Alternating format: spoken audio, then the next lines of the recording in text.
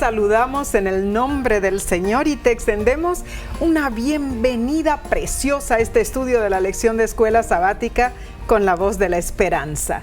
Si te has unido a través de la televisión, por YouTube, Facebook o por audio, ¿no es cierto, mi amor? Así es. Te agradecemos por acompañarnos y repasaremos la lección número 6 para el 6 de noviembre de 2021 y se titula ¿Porque qué nación grande hay? Bueno, un tremendo título. Así Vamos es. a gozarnos en esta lección. Pidamos la bendición. ¿Qué te parece, Nesí? Como lo solemos hacer. Padre que moras en los cielos, es para nosotros un privilegio estar delante de tu presencia y en forma mancomunada, todos unidos para estudiar esta preciosa lección que nos llevará al mismo trono celestial. Bendícenos en todo lo que hagamos, en el nombre de tu Hijo amado, Cristo Jesús. Amén. Amén. El texto de esta semana se encuentra en el libro de Deuteronomio, capítulo 4 y versículo 8. Y dice, ¿qué nación grande hay que tenga estatutos y juicios justos como es toda esta ley que yo pongo hoy delante de vosotros? Entre los puntos que trataremos, veremos, sí, ¿cuáles son los desafíos que enfrentamos como cristianos al ser llamados a testificar a los que nos rodean? Así es. Otra pregunta más. ¿Cómo podemos representar mejor a Dios? ¿Y por qué es tan importante que la palabra de Dios no sufra cambios? Importante. Eso es muy relevante. Aprenderemos lecciones, Nesí, yo te digo que esta vez muy valiosas. Amén. Muy valiosas. Amén. La verdad que sí, Omar. El autor de la lección explica que los primeros 3 capítulos de Deuteronomio son un repaso de la historia de Israel. Así es. Pero comienza el capítulo 4 diciendo: Ahora pues, oh Israel, oye los estatutos y decretos que yo os enseño para que los ejecutéis y viváis. Verbos de acción, Nesí. Muy importante. Verbos de acción. Vemos que la palabra Torah comprende todo tipo de instrucción y doctrina y abarca todos los principios de conducta. Moisés sugiere en este versículo la idea de comparar la ley de Dios con las leyes de las naciones vecinas. Es necesario ejercer constante vigilancia a fin de que nuestra vida espiritual siempre pueda estar a tono con la voluntad revelada de Dios. El capítulo 4 de Deuteronomio comienza con una conjunción y un adverbio en el hebreo, weatah, que puede ser traducido como ahora pues, o así que ahora. Los israelitas acababan de revisar su historia, un recordatorio de lo que Dios había hecho por ellos. A pesar de la gran demostración de Dios, de su habilidad y bondad, los israelitas a menudo siguieron su propio camino e incluso adoraron a dioses paganos. Entonces, es como que Dios les dice lo siguiente, Nesí. Los he bendecido, ahora pues deben hacer lo que yo les pido que hagan en respuesta. Es interesante cómo Dios se tenía que bajar del nivel supremo de Él para hablarnos como niñitos, porque nos poníamos tercos en nuestra manera de ser y no queríamos entender lo que Dios nos quería decir. Y es cierto, porque desde el principio vemos como Dios le recuerda al pueblo constantemente, ¿no? Recuerden que los saqué de Egipto, recuerden que les di agua en el desierto, Así es. Recuerden que les di alimento cuando tenían hambre en el desierto. Todas las bendiciones no era que estaban automáticamente en la memoria de los israelitas, sino que Dios se las inculcaba. Y fíjate que Dios usa mucho esas palabras. Acuérdate del día sábado. ¿Por qué? Porque Él ya sabía que después del pecado íbamos a ser oidores olvidadizos. Así es, Omar. Y bueno, lo vemos, ¿no es cierto? Como mencionaste, ellos se fueron por la tangente. ¿Y qué tangente? Hacer las cosas que los vecinos hacían, ¿no es cierto? Los pueblos vecinos, adorar a dioses paganos. Querían ser políticamente correctos, como hoy en día. Quieren amalgamar las filosofías y las prácticas del mundo, y así lo hizo el pueblo de Israel y lo hacemos hoy en día. Para que todos estén contentitos con nosotros y estemos en una zona de confort que nadie nos moleste. Es cierto, Omar, lo que dices. Y bueno, el libro Patriarcas y Profetas explica las desviaciones que había cometido el pueblo de Israel. Veamos, dice: las relaciones con los pueblos paganos provocaron un deseo de seguir las costumbres nacionales de estos y encendieron una ambición de grandeza terrenal. Como pueblo de Jehová, Israel había de recibir honores, pero a medida que aumentaron su orgullo y confianza en sí, los israelitas no se conformaron con esa preeminencia, se preocupaban más por su posición entre las naciones. Este espíritu no podía menos que atraer tentaciones. Increíble lo que dice esta cita, Omar, justamente lo que mencionaste, porque eso está sucediendo con nosotros. Claro, queremos amalgamar, que nos acepten, entonces no queremos ser conflictivos. Como dicen en inglés, we want to be cool. No, pero no solamente eso, Nessie. Vemos que muchos de los teólogos modernos, muchos de los que estamos al frente, queremos presentar un evangelio, pero superficial, uno que no moleste a nadie. Es un evangelio tan lindo, tan bonito, pero tarde o temprano vamos a tener que llegar y confrontarnos con la verdad. Cristo Tremendo. Es el que nos salva, nos redime, pero en el momento que Cristo entró en el corazón, tiene que haber cambios. Amén. Amén. Si no, es que Cristo no ha entrado en el corazón. Así es, ay, Omar, esto está interesantísimo, pero pasemos a la parte del domingo, 31 de octubre, se titula "No añadiréis ni disminuiréis". Ay, esto es tremendo. Esto le va a los grandes movimientos religiosos que han añadido o han quitado de los 10 mandamientos. Y no solamente a ellos, sino al pueblo de Israel. Así es. ¿Y será que a nosotros también nos está diciendo lo mismo? No, cuando rechazamos verdades fundamentales que se encuentran en la Biblia. Dice Deuteronomio, capítulo 4, versículo 1 y 2.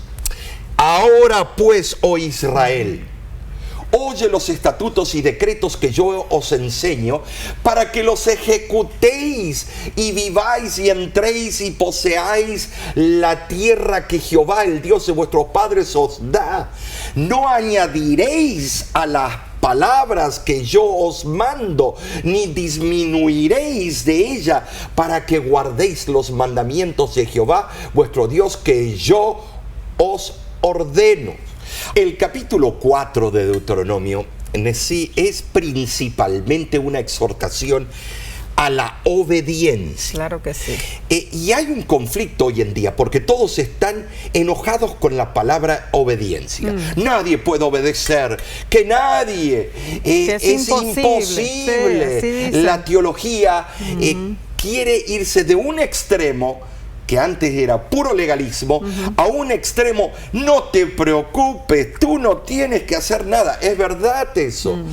Tus propias obras no te salvan, pero te tienes que levantar de donde estás y abrir la puerta, porque Cristo toca la puerta, Apocalipsis 3:20, y tiene que ser abierta de adentro. Claro. El Espíritu Santo es el que te mueve a que te levantes, vayas a la puerta y permitas a Cristo entrar. Así es. Los estatutos son las medidas del Código Civil que regulaban la conducta del pueblo en aquel entonces, hoy en día y para siempre. Muy cierto. En contraste con los decretos que tenían que ver con la la administración de los estatutos, especialmente respecto a las decisiones judiciales. Bueno, detallitos, ¿no? Detallitos, que en el amplio margen de la salvación, esos detallitos no son los que salvan, sino el hecho principal, el Cordero que quita el pecado del mundo.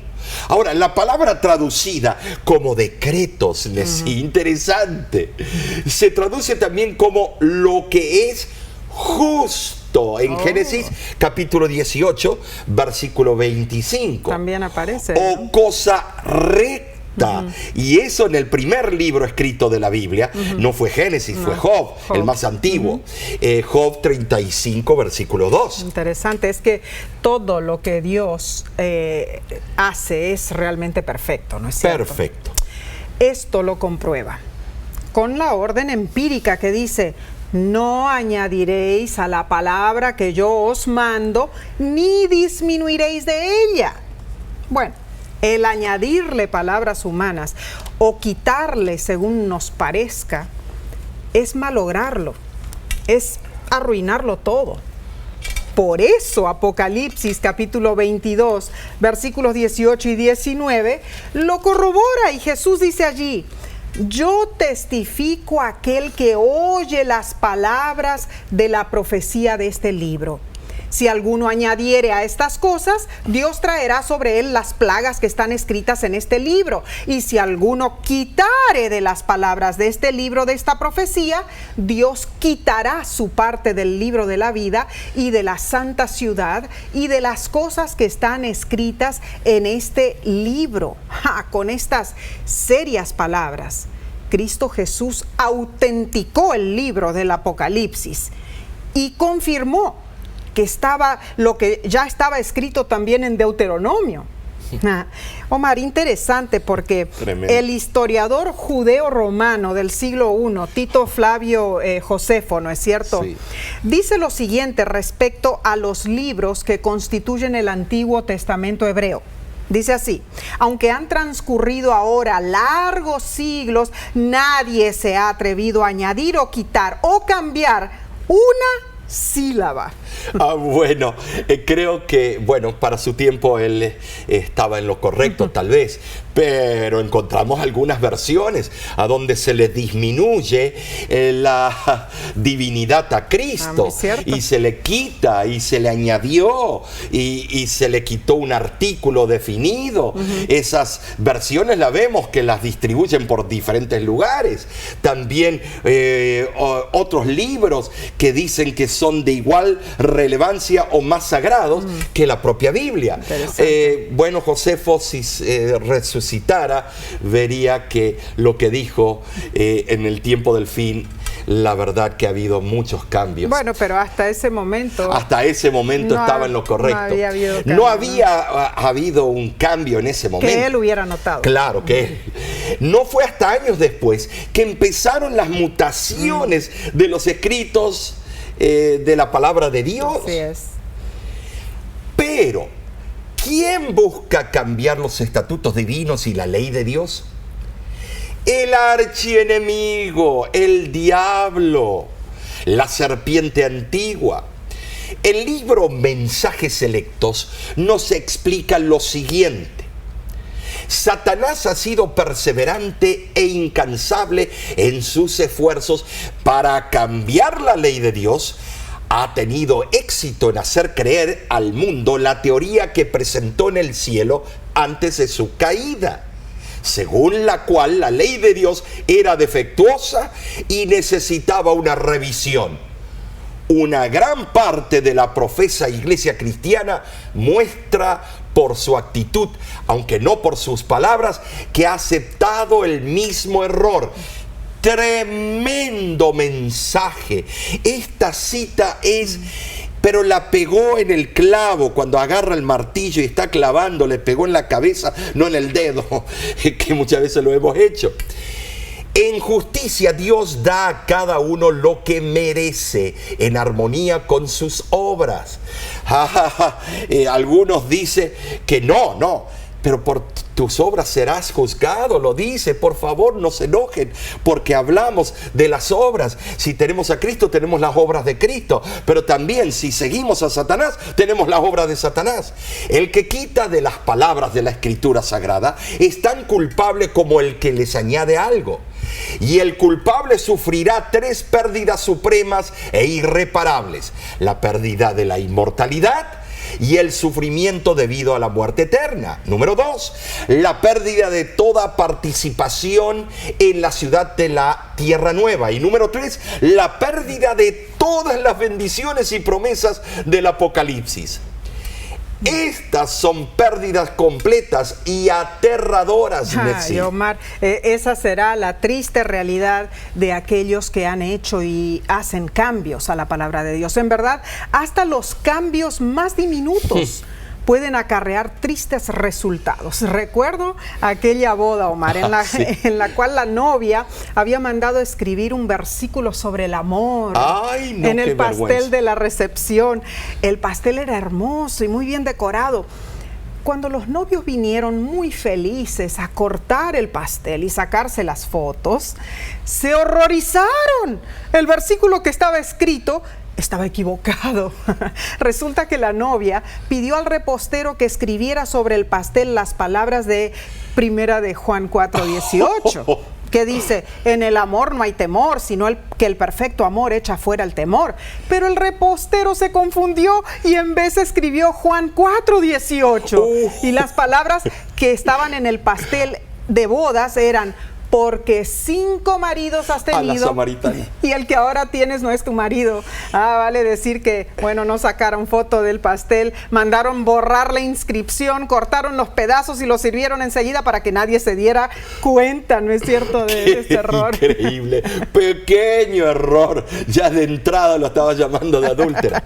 El repostero no se dio cuenta, pero con graves consecuencias, así es. Cuando uno cambia o añade.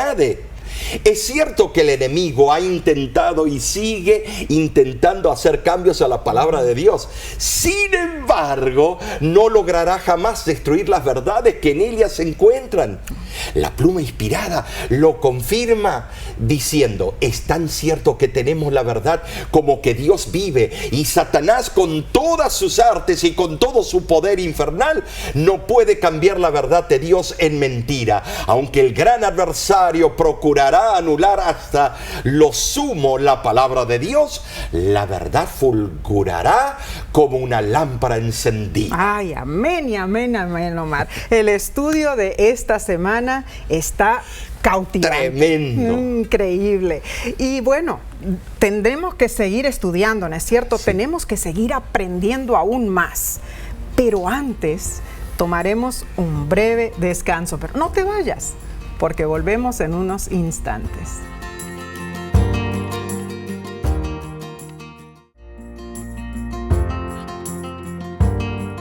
Alabado sea Dios por darnos la magnificencia de su santa palabra para que podamos ser sabios en Cristo Jesús. Te agradecemos por acompañarnos en este estudio. Pasemos entonces a la lección del lunes, Omar. 1 de noviembre se titula Baal Peor. Nosotros tuvimos la oportunidad de visitar el Monte Carmelo en las Tierras Santas, y estimados, qué emoción nos dio. Se ve el Mediterráneo, se ve valles, un lugar estratégico, y allí fue la lucha entre Baal y el Dios de los ejércitos, cuando Elías pidió a Dios y descendió fuego del cielo. Qué extraordinario. Así Algunos eruditos piensan que el Baal Peor que aquí se menciona era un dios de deseos sexuales, tal como el que adoran tan ostensiblemente en Lingam, en el shivaísmo, en la India hoy día. Tremendo. Ahora, leamos Números capítulo 25, versículos del 1 al 4, y dice: moraba en Israel, y dice en Sitín, y el pueblo empezó a fornicar con las hijas de Moab, las cuales invitaban al pueblo a los sacrificios de sus dioses. Y el pueblo comió y se inclinó a sus dioses. Así acudió el pueblo a Baal-peor, y el furor de Jehová se encendió contra Israel. Y Jehová dijo a Moisés: toma a todos los príncipes del pueblo y ahórcalos ante Jehová, delante del sol, y el ardor de la ira de Jehová se apartará de Israel. Wow. Oh, pero sí, ahórcalos. Por eso hay tantos escépticos y secularistas que el Dios del Antiguo Testamento era cruel. No, señores, no. Ya ellos habían marcado su sentencia, castigo, claro. Su propio castigo. Ellos lo eligieron. Omar, no culpes a Dios. Es tremendo, en verdad. Estos versículos son increíbles y tristemente, si seguimos leyendo, vemos que la fornicación literal fue seguida por su acompañante espiritual. O sea, la adoración de los ídolos.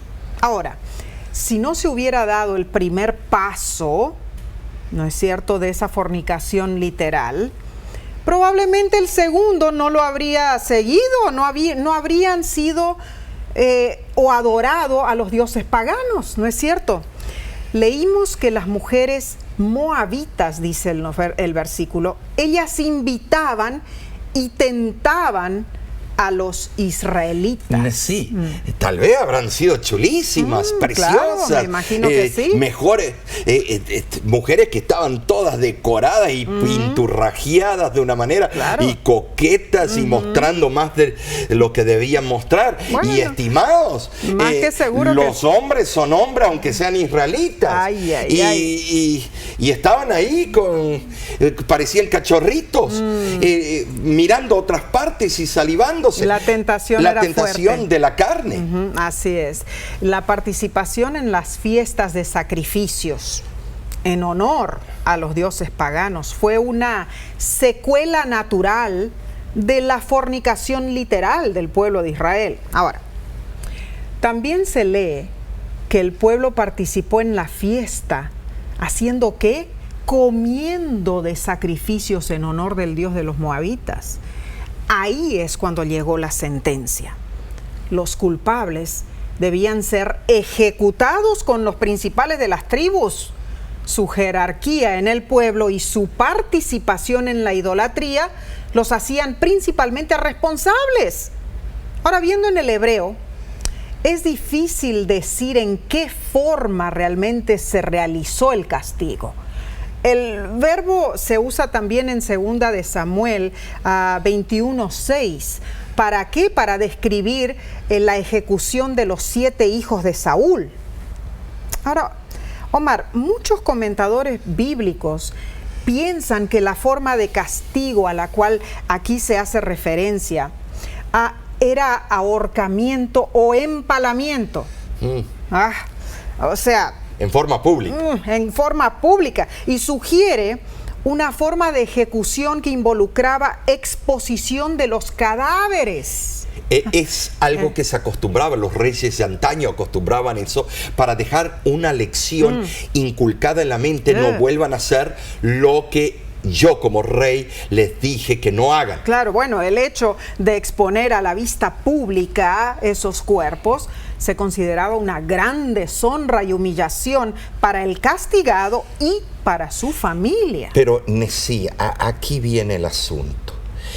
¿Por qué hacerlo así, un acto público? Porque el pecado de ellos era público. Y otra cosa más, hermanos, los que tenemos puestos de responsabilidad en la iglesia, tenemos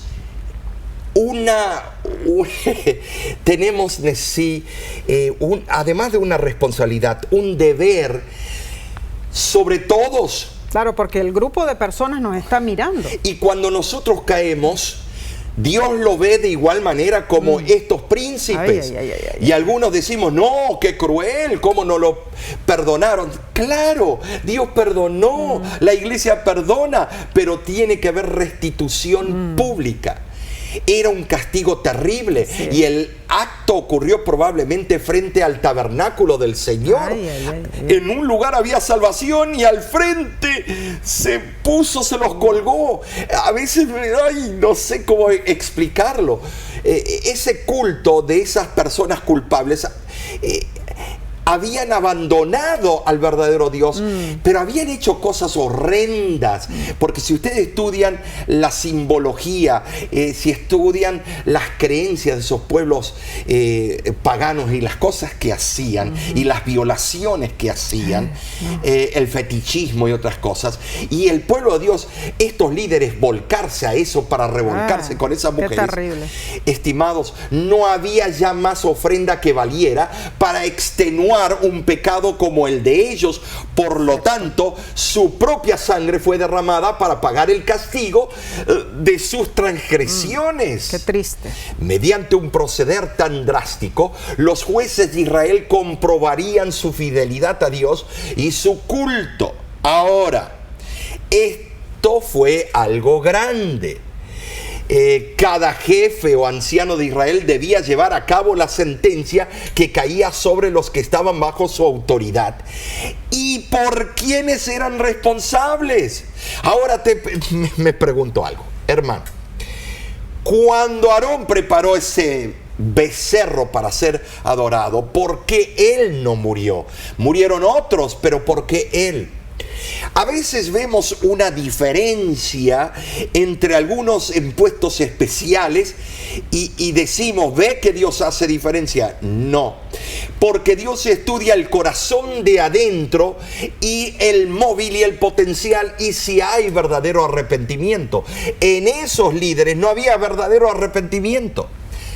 Claro que debemos notar que Moab y Madián evidentemente estaban colaborando en la conspiración para destruir a Israel, y quizá introdujeron mujeres con propósitos inmorales como espías, con deliberado desacato de la autoridad de Moisés. Estaban metiéndose como un virus para traerles un cáncer espiritual al pueblo y luego burlarse de ellos. ¡Qué plan maquiavélico! Y el castigo se realizó. Vemos a Finés. Finés era el único hijo de Eleazar y era el sucesor de su padre en el cargo de sumo sacerdote. Vemos en Números 25, 7 y 8 que Finés tomó una lanza y atravesó a los dos principales idólatras. En esos versículos también se cuenta que murieron 24,000 personas que habían participado de la concupiscencia. Qué triste, en verdad. Ay, no, sí, eso es increíble. El pecado comienza con una persona y luego se transforma en corporativo. Un mensaje que la sierva del Señor habló muy bien en el mensaje de 1888. Correcto. Ahora, el llevar a cabo una orden divina para disciplinar. Esto es tremendo. No es fácil. Y hacerlo de esa manera nos deja estupefactos. La verdad. Pero vemos que Finés fue bendecido por Dios. Hermanos, si yo hoy agarro una lanza y atravieso a algunos de los rebeldes dentro de nuestras iglesias o fuera de la iglesia, no. pero me llevan derecho al calabozo y me toman como un asesino en serie. Pero ahí Dios lo bendijo, porque también veía el potencial y el espíritu contrito del ejecutor. Wow. Sus descendientes siguieron con el puesto del sacerdocio, y aunque hubo una interrupción temporaria en la sucesión en el tiempo de Elí con sus dos hijos perversos, la misma fue restaurada por el rey Salomón con Sadoc, que era descendiente de Finés, y así continuó el sacerdocio en esa familia hasta el periodo griego. Ahora, por muy incómodos que nos sintamos con historias como esta, debemos entender que Israel debía ser testigo de Dios a las naciones paganas. Claro que Israel claro tenía que recibir disciplina, porque Él disciplina a los que ama. Así es que ellos debían ser un ejemplo para mostrar lo que era la verdadera adoración a Dios. Sin embargo, al adherirse a los dioses paganos que los rodeaban, cayeron en una rebelión directa en contra del mismo Dios al que debían representar en este mundo. La lección nos invita a pensar en lo siguiente: nuestras mentes y cuerpos están íntimamente vinculados, o sea, lo que afecta a uno afecta al otro. ¿Qué podemos aprender de esta historia sobre cuán peligrosa puede ser la indulgencia para nosotros espiritualmente? La sierva del Señor lo explica muy bien. En el libro La Temperancia nos dice lo siguiente: la acción saludablemente armoniosa de todas las facultades del cuerpo y de la mente produce felicidad. Y cuanto más elevadas y refinadas son las facultades, tanto más pura y sin mezcla la felicidad. Más claro imposible, ¿no es cierto? O sea, tremendo. O sea, pero ahora, pasemos, Omar, enseguidita, porque ya se nos va el tiempo. La lección del martes 2 de noviembre se titula Seguid a Jehová vuestro Dios. Ahora, vimos cómo miles fueron destruidos en aquel horrible día por su pecado al seguir a Baal peor. Sin embargo, algunos no siguieron esa apostasía. Habían rodillas que no se habían doblegado. ¿Quiénes eran ellos? En Deuteronomio capítulo 4, versículo 4 dice: mas vosotros seguisteis a Jehová vuestro Dios, todos estáis vivos hoy. En otras traducciones dice: vosotros que fuisteis fieles. La palabra hebrea correspondiente a seguir o ser fiel representa la más íntima relación posible con la de entre un esposo y una esposa. La idea es la misma. Ellos debían aferrarse a Dios. O sea, esas personas que no pecaron se dieron por completo a Dios y obtuvieron poder y fortaleza de Él. Interesantísimo. Y para reiterar, leamos Judas, versículo 24, dice: aquel que es poderoso para guardaros sin caída y presentaros sin mancha delante de su gloria con gran alegría. Y 1 Corintios 10:13 añade: no os ha sobrevenido ninguna tentación que no sea humana, pero fiel es Dios, que no os dejará ser tentados más de lo que podéis resistir, sino que dará también juntamente con la tentación la salida para que podáis soportar. Dios es fiel a sus promesas y a la invitación que ha extendido a los seres humanos para que le sirvan. Ay, Omar, si Dios hubiera permitido que a su pueblo le sobrevinieran tentaciones mayores que sus fuerzas para superarlas, entonces habría parecido que sus promesas no eran dignas de confianza, ¿no es cierto? La fidelidad a Dios es la base de la seguridad del cristiano contra el enemigo. Es completamente inseguro depender de nosotros mismos, pero estaremos a salvo si dependemos enteramente de las promesas de nuestro Dios, quien es fiel a su pacto. Ahora, siempre debemos recordar que Dios no nos librará si deliberadamente entramos en el terreno del enemigo, pues ahí es seguro que nos encontraremos contra la tentación. Estás en lo correcto. ¿Por qué? Te voy a decir, es nuestra salvaguardia en sí. Por eso debemos velar en cuanto a los lugares a donde frecuentamos, las cosas que vemos en la televisión, en la red social, en los medios, en lo que leemos, lo que oímos también. Pero podemos estar seguros que si somos atacados por el enemigo, Dios no permitirá que ninguna de las tentaciones sea superior a nuestra fortaleza. Amén. Gloria a Dios. Esta salida que Dios nos da no es un camino mágico para evitar la tentación. No lo es, porque algunos creen que es una varita mágica, sino más bien una vía de escape de la tragedia de caer en el pecado y de ser vencido por la tentación. Tremendo eso. Es cierto que Dios permite que venga la prueba, pero también prepara al mismo tiempo los medios por los cuales y los mecanismos por los cuales podamos ganar la victoria contra el pecado. Y el mecanismo principal es Cristo Jesús, su Hijo. Así de maravilloso es el poder de nuestro Padre Celestial. Así de maravilloso es Dios. Ahora reconocemos que la idolatría puede presentarse bajo muchas formas, incluyendo la codicia de ganancias, el deseo de dominar a nuestros semejantes, la complacencia de los diversos apetitos carnales y la desmedida locura de buscar placeres, entre otros.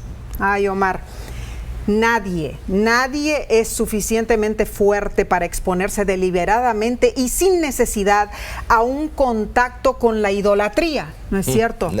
En cualquiera de sus formas, y librarnos de contaminarnos. Es imposible.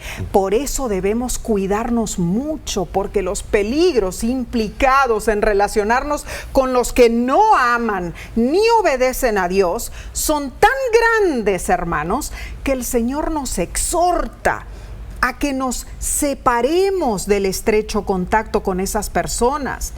Y la lección nos pregunta, ¿no es cierto?, ¿cómo puede la oración, el estudio de la Biblia y la adoración a Dios ayudarnos a aferrarnos más al Señor? Es que cada momento que nuestra mente está ocupada en las cosas de Dios es un momento de victoria en contra del enemigo que busca destruirnos. Por eso te invitamos a llenar tu mente de las maravillas del cielo. Ocúpate de los negocios del Señor y Satanás no tendrá cabida en tu corazón. Seguiremos entonces con este fascinante estudio de la palabra de Dios después de esta corta pausa. Volvemos enseguida.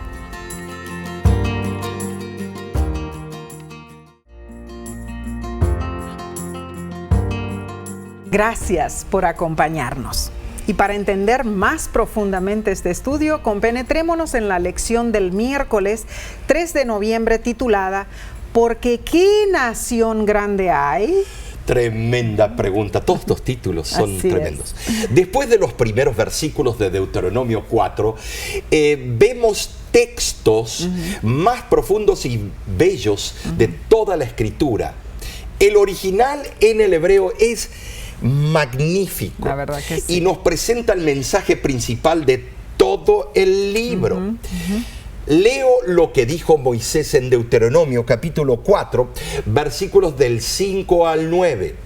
Mirad, yo os he enseñado estatutos y decretos, como Jehová mi Dios me mandó, para que hagáis así en medio de la tierra en la cual entráis para tomar posesión de ella. Guardadlos, pues, y ponedlos por obra, porque esta es vuestra sabiduría y vuestra inteligencia ante los ojos de los pueblos, los cuales oirán todos estos estatutos y dirán: ciertamente pueblo sabio y entendido, nación grande es esta. Porque ¿qué nación grande hay que tenga dioses tan cercanos a ellos como lo está Jehová nuestro Dios en todo cuanto le pedimos? ¿Y qué nación grande hay que tenga estatutos y juicios justos como es toda esta ley que yo pongo hoy delante de vosotros? Por tanto, guárdate y guarda tu alma con diligencia, para que no te olvides de las cosas que tus ojos han visto, ni se aparten de tu corazón todos los días de tu vida. Antes bien, las enseñarás a tus hijos y a los hijos de tus hijos. Dios desea que su pueblo, sus hijos, se percaten que han sido llamados y escogidos por una razón especial. Así es, somos privilegiados, únicos en el universo. Amén. Y Dios aprecia y valora altamente la ejecución práctica de su voluntad. El respeto que las naciones tendrían hacia Israel estaría en proporción con su fidelidad en observar los mandamientos de Dios.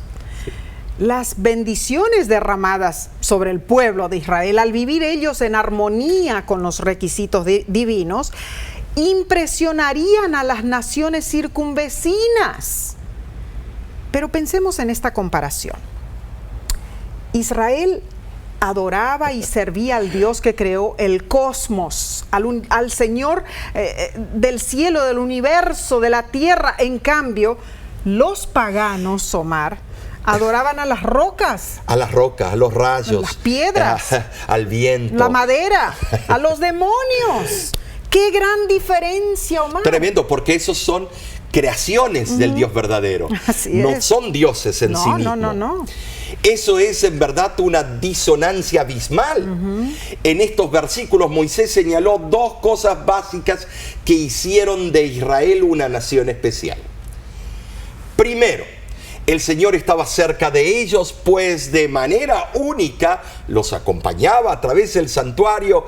Y en segundo lugar, tenían los estatutos y los juicios justos como es de toda ley, la ley. Y digo esto porque lo encontramos en Deuteronomio 4:8, que así era.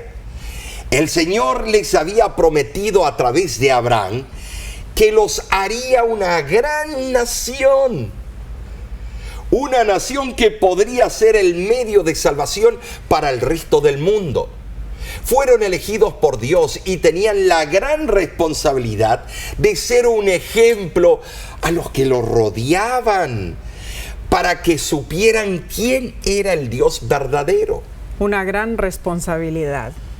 Y los versículos 32 al 35 del mismo capítulo 4 añaden algo precioso y dice: porque pregunta ahora si en los tiempos pasados que han sido antes de ti, desde el día que creó Dios al hombre sobre la tierra, si desde un extremo del cielo al otro se ha hecho cosa semejante a esta gran cosa, o se haya oído otra como ella.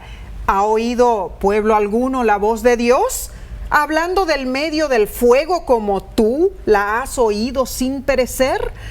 ¿O ha intentado Dios venir a tomar para sí una nación de en medio de otra nación, con pruebas, con señales, con milagros y con guerra y mano poderosa y brazo extendido y hechos aterradores, como todo lo que hizo con vosotros Jehová, vuestro Dios en Egipto ante tus ojos? A ti te fue mostrado, para que supieses que Jehová es Dios y no hay otro fuera de Él. Ay, Omar, estos versículos son preciosos. Poderosos. Y esto comprueba las maravillas que Dios hizo con su pueblo. Y en verdad, es vivificante recordar el proceder de Dios en lo pasado, ¿no lo crees? Así es. A Israel se le había dado tantas bendiciones, Plato tantos servido. milagros. Pero, ¿cómo respondieron ellos? Muy Dejaron serio. mucho que desear. Pero sigamos estudiando. Veamos la parte del jueves 4 de noviembre. Se titula Vuestra sabiduría y vuestra inteligencia. Bueno, sabiduría e inteligencia. Nos creemos a veces la divina pomada. Pero sin Cristo, ¿cómo nos falta sabiduría? Muy Inteligencia ahí está, pero la usamos para cualquier otra cosa. Si tenemos a Cristo, es como Pablo dijo: para mí el vivir es Cristo, que me fortalece. Amén. Todo lo puedo en Cristo, que me fortalece. En Deuteronomio 4, versículo 6, seguimos en el mismo capítulo, Dios denota dos palabras importantísimas relacionadas a su pueblo. Las naciones vecinas podrían ver en el linaje escogido dos palabras, palabrotas, sabiduría y la inteligencia que poseían los hijos de Dios. Wow. Ahora, la autora inspirada, la sierva del Señor, añade lo siguiente en palabras de vida del gran maestro: su obediencia a la ley de Dios había de hacerles maravillas de prosperidad delante de las naciones del mundo. El que podía darles sabiduría y habilidad en todo artificio continuaría siendo su maestro, y los ennoblecería y elevaría mediante la obediencia a sus leyes. Si eran obedientes, habían de ser preservados de las enfermedades que afligían a otras naciones, y habían bendecirles con vigor intelectual. La gloria de Dios, su majestad y poder habían de revelarse en toda su prosperidad. Habían de ser un reino de sacerdotes y príncipes. Dios les proveyó toda clase de facilidades para que llegaran a ser la más grande nación de la tierra. Muy significativo, Omar, en realidad. Y Mateo capítulo 5, del 13 al 16, refleja el mismo lenguaje que Dios le dio a Israel de antaño, en labios ahora de Cristo Jesús, cuando dijo lo siguiente: vosotros sois la sal de la tierra, pero si la sal se desvaneciera, ¿con qué será salada? No sirve más para nada, sino para ser echada fuera y hollada por los hombres. Vosotros sois la luz del mundo. Una ciudad asentada sobre un monte no se puede esconder, ni se enciende una luz y se pone debajo de un almud, sino sobre el candelero y alumbra a todos los que están en casa. Así alumbre vuestra luz delante de los hombres, para que vean vuestras buenas obras y glorifiquen a vuestro Padre que está en los cielos. Omar, en la tierra donde vivió Jesús, ¿no es cierto?, la sal se recogía en la costa del Mediterráneo y en la costa del Mar Muerto también. Por la forma en que se la recogía, quedaba bastante impura. Al humedecerse la sal, por ser soluble en el agua, esta se desvanecía y solo quedaban las impurezas, que eran insípidas.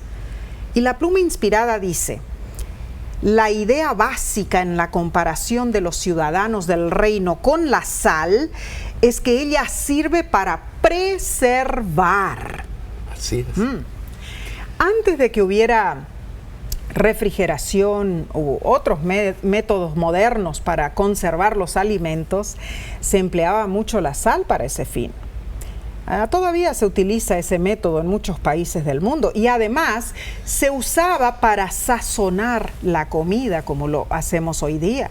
Del mismo modo, el cristiano, al convertirse en instrumento para la salvación de otros, ejerce una influencia preservadora y purificadora en el mundo. Debemos reconocer que la salvación de nuestro prójimo es nuestra primera responsabilidad.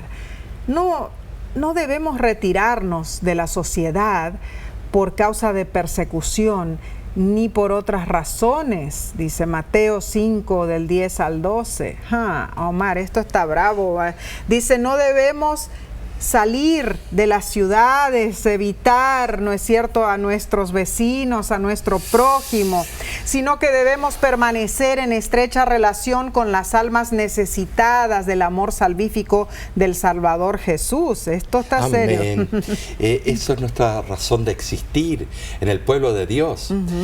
Sería realmente ilógico que como cristianos perdiésemos nuestras características autóctonas esenciales y todavía fuéramos cristianos. Muy cierto. Así como que la sal perdiera su sabor y todavía se la considerara y se la empleara como sal. Es insípida. Claro. Si somos cristianos solo de nombre, nuestra ciudadanía nominal en el reino de los cielos se convierte en una completa farsa. Muy cierto, muy cierto. No somos cristianos si no reflejamos el carácter de Cristo. Si en nosotros, como profesos cristianos, desaparecen el amor, el poder y la justicia de Cristo, hermanos, no hay otra fuente de la cual podamos obtenerlas. Imposible. Un cristiano nominal no puede compartir con otros lo que él mismo no posee. Un cristiano cuya vida ha perdido la gracia y el poder de Cristo, como cristiano, ya no sirve. Cierto. Aún más se convierte en un verdadero perjuicio para la causa del reino de Dios, una piedra de obstáculo, porque vive una vida que tergiversa los principios divinos y dice una cosa, hace otra cosa, y el mundo ve eso. Ahora, eso sucede, Omar, cuando evadimos el mandato de Dios. Claro. O sea, Dios dijo, ve, predícales a otros, enséñales a otros. Pero vive quién es lo que Cristo predicas. Jesús, vive lo que tú predicas. Y si estamos escapándonos, evadiendo el mandato de Dios, para que no nos conozcan las personas como somos, o muchas veces las personas dicen, bueno, es que ya viene la persecución y debo alejarme de toda la gente, entonces paramos de predicar en esa forma, ¿no es cierto? Sí, es que tenemos miedo de decir la verdad. Claro, es decir, claro. El miedo al rechazo. Muy cierto. Ese es el problema. Pero nuestra orden de parte de Dios continúa. Ahora, también vemos que el pueblo de Dios fue llamado a ser la luz del mundo. Y Jesús representó a los que aman y sirven al Señor como luces que reflejan el sol de justicia, el que ilumina con su luz incomparable. Así que como futuros ciudadanos del reino de Dios, debemos permitir que su luz ilumine al mundo a través de nosotros, disipando las tinieblas del pecado y de la ignorancia acerca de la voluntad y los caminos de Dios. Sabes, bien dicho, nosotros como adventistas, del séptimo día, tenemos un gran privilegio y estamos en el mismo lugar que los antiguos israelitas. Muy cierto. Quiero dirigirme a ti. Hermano, hermana, piensa en todo lo que Dios te ha dado a ti, me ha dado a mí, en comparación con el mundo allá afuera. Y la pregunta es, ¿cómo estamos respondiendo a todo lo que Dios nos ha regalado?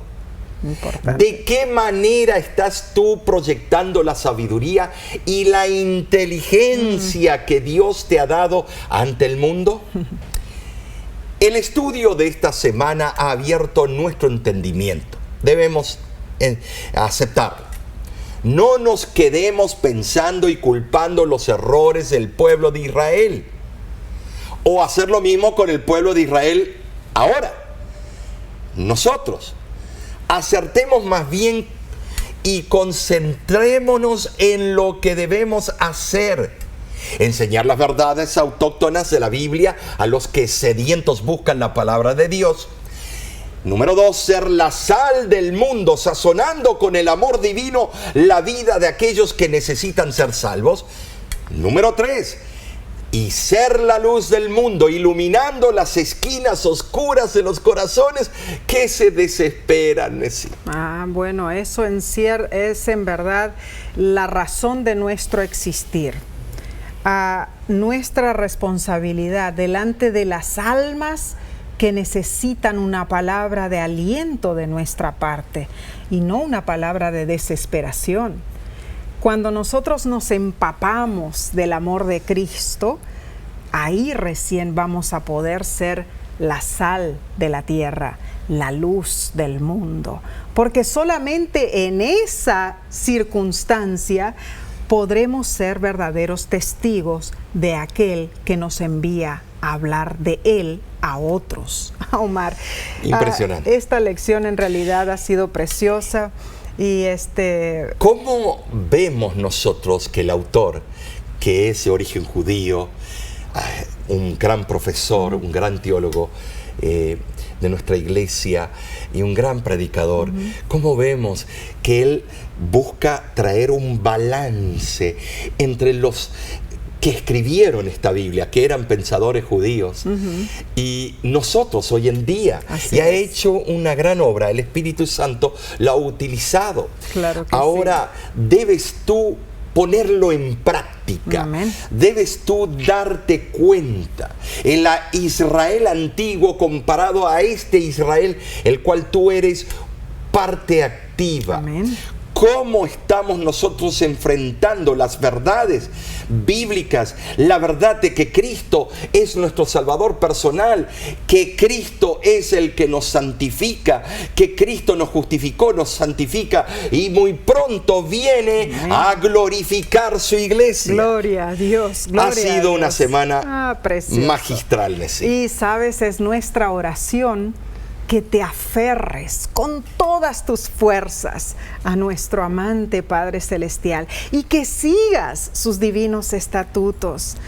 Pero Omar, aquí no termina, ¿no es seguiremos cierto? la semana que viene. Claro que sí, otro estudio cautivante. La próxima lección se titula ¿Cómo? La ley y la gracia. Te invitamos a acompañarnos nuevamente por este mismo medio. Y comparte este estudio con tus amigos. Suscríbete en nuestro canal de YouTube, dile a otros para que este mensaje llegue a toda tribu, lengua y pueblo. No es solo nuestra iglesia, sino todas las iglesias del mundo que aman y profesan a Jesús. Amén. De nuestra parte, será hasta la próxima semana.